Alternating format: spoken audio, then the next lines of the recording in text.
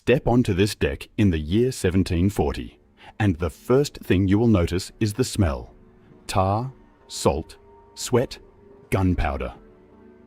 600 men live on this ship, packed tighter than any city slum, floating on an ocean that wants to kill them. Within the hour, some of them will be flogged. Within the week, some of them will be dead.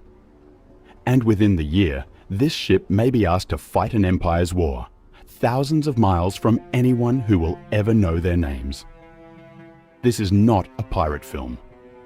This is not a legend. This is what it actually meant to serve on a British Royal Navy warship, at the height of Britain's rise to become the most powerful maritime empire on Earth. The year is 1740. Britain and Spain are locked in a brutal colonial war over trade, territory, and pride, a conflict history will later call the War of Jenkins Ear, named, almost absurdly, after a smuggler's severed ear presented to Parliament as a symbol of Spanish cruelty.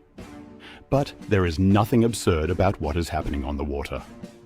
Somewhere in the Atlantic, a Royal Navy ship of the line cuts through grey swells, her sails swollen with wind, her hull groaning under the weight of 80 guns.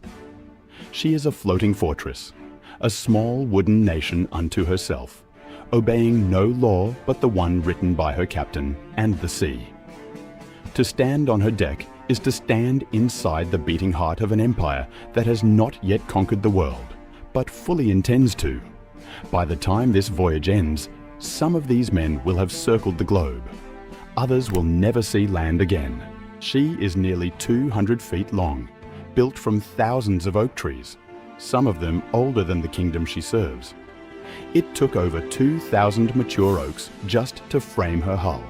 An entire forest sacrificed so Britain could project power across the seas. Her 3 masts rise higher than a church steeple, rigged with more than 20 miles of rope. 20 miles, coiled and knotted across a single vessel, controlling sails that can turn a lumbering giant into something almost graceful when the wind cooperates. Below the waterline, her hull is sheathed against the worst enemy no cannon can fight: the shipworm, a creature that can hollow out timber in months and sink a proud warship without a single shot being fired. Cannons line her decks in neat, deadly rows, iron mouths capable of hurling a 32-pound ball through solid oak from half a mile away. In battle, this ship alone can unleash more firepower in a single broadside than most land armies could manage in an entire campaign. She is beautiful from a distance. Up close, she is something else entirely. 600 men live inside this hull, and almost none of them have privacy, silence, or space to breathe. Below decks, the ceiling is so low that most sailors cannot stand fully upright. Hammocks hang shoulder to shoulder, swaying with the ship's motion, each man allotted barely 14 inches of width to sleep in. 14 inches, side by side, night after night, for months at sea. The air is thick with the stench of unwashed bodies, bilge water, and animals kept alive below decks for fresh meat, chickens, goats, sometimes even a cow, their pens crammed into whatever space remains. There is no such thing as true quiet on this ship. Timbers creak, ropes strain. Somewhere, always, someone is coughing, praying, or arguing over a card game by candlelight. And yet, within this chaos, an entire miniature society has formed, with its own hierarchy, its own rules, and its own quiet forms of rebellion. At the top stands the captain, a man who holds nearly godlike authority the moment the ship leaves port. He can order a flogging, he can promote a boy to officer. He can, in the loneliest sense, decide who lives and who dies through a single tactical choice in battle. Beneath him serve the officers, educated men from families with means, many of them barely out of their teenage years, already commanding grown men twice their age. But the ship's true muscle comes from the ordinary sailors, and their stories are far more complicated than history often admits. Some volunteered, chasing wages, adventure, or escape from poverty on land. Others did not choose this life at all. Press gangs roamed British port towns, seizing men off the street, out of taverns, sometimes straight from their own wedding celebrations, and forcing them into naval service whether they wanted it or not. Imagine that. Imagine walking home one evening and waking up the next morning 3 miles offshore. Your old life gone, replaced by an oak deck and an officer's whistle. For these men, the ship was not adventure. It was captivity with sails. Life aboard runs on bells, not clocks. The ship's bell ringing every half hour to mark the passage of time in a world with no other reference points. Before dawn, the crew is roused to holystone the deck, scrubbing the wood with sandstone blocks until it gleams pale in the early light. It is back-breaking, repetitive work, done on hands and knees, day after day, rain or shine. Breakfast is meagre. Ship's biscuit, hard as stone and frequently infested with weevils, is soaked in whatever liquid is available just to make it edible. Sailors joke grimly about tapping their biscuit on the table first to knock the insects loose before eating. By mid-morning, the real labour begins.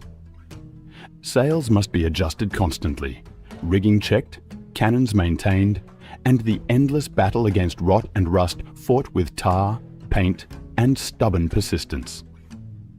At noon, the officers gather with brass instruments called sextants, measuring the angle of the sun to calculate the ship's position, a science so precise and so vital that a small error could mean running aground on rocks no one saw coming.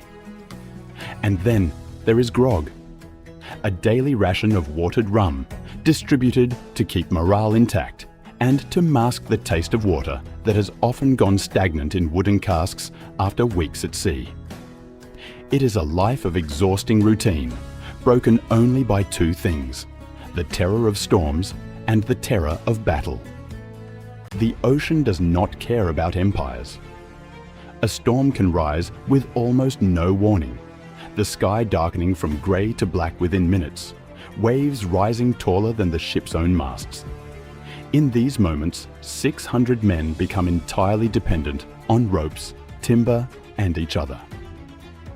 Sailors climb the rigging in howling wind, sometimes 100 feet above a deck that is pitching violently beneath them, fighting to secure sails before the wind tears the ship apart from the inside out.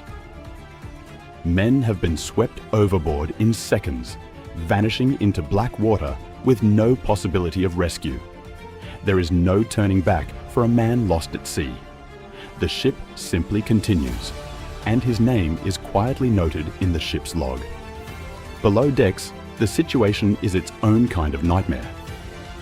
Cargo shifts. Water floods in through strained timbers. The pumps must be worked constantly, exhausted men taking turns in the darkness, knowing that if the water rises faster than they can remove it, the ship and everyone aboard her will go down together. Survival out here is never guaranteed. It is only ever temporary. More sailors in this era will die from disease than from cannon fire, and the deadliest enemy of all has no face, no flag, and no mercy. Scurvy creeps in slowly, beginning with fatigue and bleeding gums, before progressing to swollen limbs, loosened teeth, and old wounds mysteriously reopening as the body's own tissue begins to fail. Sailors call it the plague of the sea, and by 1740, no one aboard fully understands what causes it, though some captains have begun experimenting, almost by accident, with citrus fruit as a possible cure. Then there is typhus, spread by lice in the cramped, unwashed conditions below decks, capable of tearing through a crew like wildfire in a matter of weeks. Ship surgeons, often undertrained and poorly equipped, do what they can with the tools available. Amputation is common. Anesthesia is not. A wounded or infected sailor may be held down by his shipmates while a surgeon works with saw and knife, the only mercy being speed. In this environment, a paper cut can become a death sentence, and the ship's sick bay is often more crowded and more feared than the gun deck. With 600 men confined together for months, discipline is not optional. It is survival. Punishments are brutal by modern standards, but they are also, in the logic of the time, considered necessary to prevent chaos from consuming the entire ship. Flogging with a multi-tailed whip is common, administered publicly on deck as both punishment and warning. Mutiny is the ultimate fear of every captain, and the ultimate temptation of every crew pushed too far by cruelty, hunger, or despair. History remembers the famous mutinies. It rarely remembers the countless smaller rebellions, quiet refusals, whispered plots that were crushed before they ever became legend. And yet, alongside brutality, something else exists too. Camaraderie forged in shared danger. Sailors who will fight to the death for a captain they respect, who will nurse a sick shipmate through fever with genuine tenderness, who will sing together in the evenings, voices rising over the creak of timber and the hiss of the sea. It is a world of extremes, cruelty and loyalty living side by side, because on this ship there is nowhere else for either one to go. And then, without warning, the moment every man aboard has trained for arrives, a sail is spotted on the horizon, an enemy flag is confirmed, and in an instant, the rhythm of daily routine shatters into something far more dangerous. Drums beat to quarters. Hammocks are cleared away in minutes. Powder monkeys, boys as young as 10 or 12, race between the magazine and the guns, carrying gunpowder charges through decks that could ignite and kill them at any second. The gun crews take their positions, stripped to the waist, sweat already forming despite the cold sea air, because they know what is coming.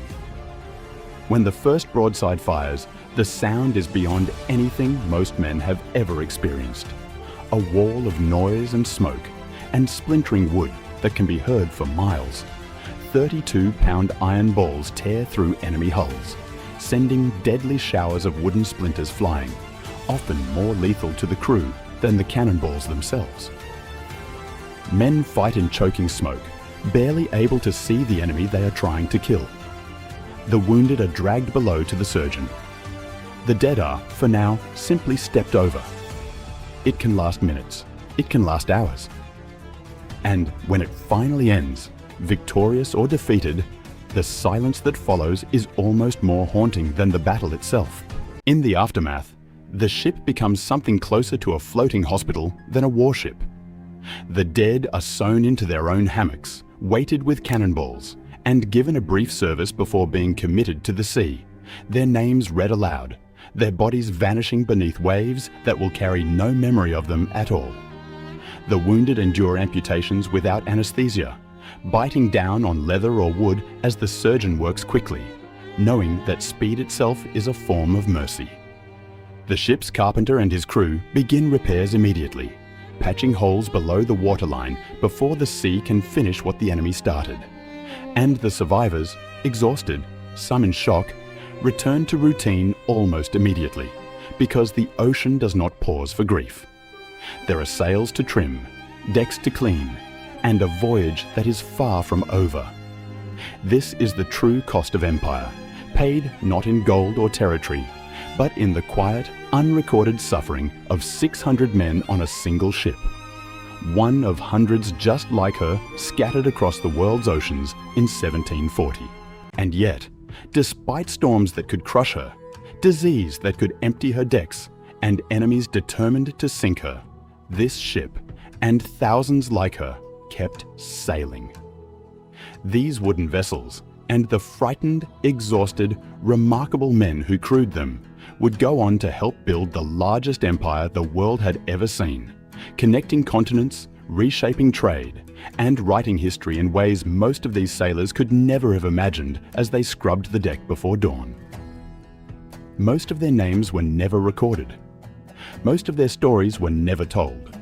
But their world, cramped, brutal, and briefly, gloriously alive, still echoes across the centuries every time we imagine a wooden ship cutting through open water. If this journey brought history to life for you, consider subscribing for more cinematic reconstructions of the past. And in the comments, tell us, which ship, empire, or lost world should we bring back to life next?